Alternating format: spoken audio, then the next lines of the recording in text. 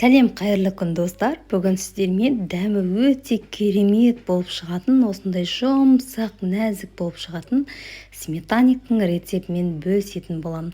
Міндетті түрде дәл осы рецептпен жасап көріңіздер, дәмі енді өте керемет болып шығады.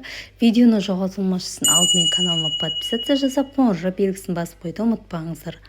Алдымен осылай ұнымыздың үстінен бөлме температурасында сары майымызды салып, қолымыздың көмегімен жақсылап араластырып, крошка дайындап алатын боламыз.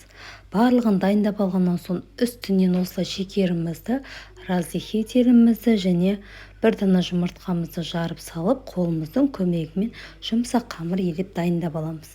Дайындап алған қамырымызды пакетке салып, холодильникке 10-15 минутқа кішкене қатаюға қойып қоятын боламыз. Оған дейін ішіне салатын салмасын дайындайтын боламыз. Қаймағымыздың үстінен осылай шекерімізді, ванилинімізді және 2 дана жұмыртқамызды жарып салып, жақсылап араластырып алатын боламыз. Барлық керекті ингредиенттерді осы видеоның төменгі жағында описание бөліміне жазып қалдыратын боламын. Сол жерден қарап жасап көрсеңіздер болады. Дәл осылай барлығын жақсылап біркелкі масса болғанша араластырып алатын боламыз.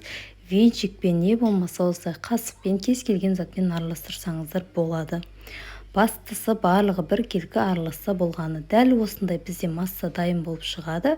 Енді осы алдын ала холодильникке қойылған осы қамырымызды алып 15 минуттан кейін формамыздың ішіне орналастырып жайып алатын боламыз. Мендегі формам 24 диаметрлік. Осылай қамырымызды формаға орналастырып алғасын ішіне салмасын осылайша құйып 180 градуста 30-35 минут шамасында пісіріп алатын боламыз.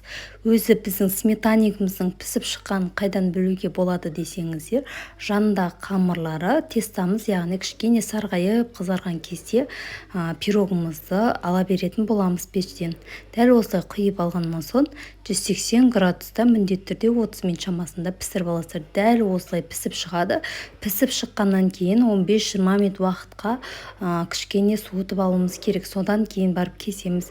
Міне дәмі өте керемет жұмсақ болып шықты. Рецепт ұнаған болса каналыма подписаться жасап, қоңырау белгісін басып қойды ұмытпаңыздар.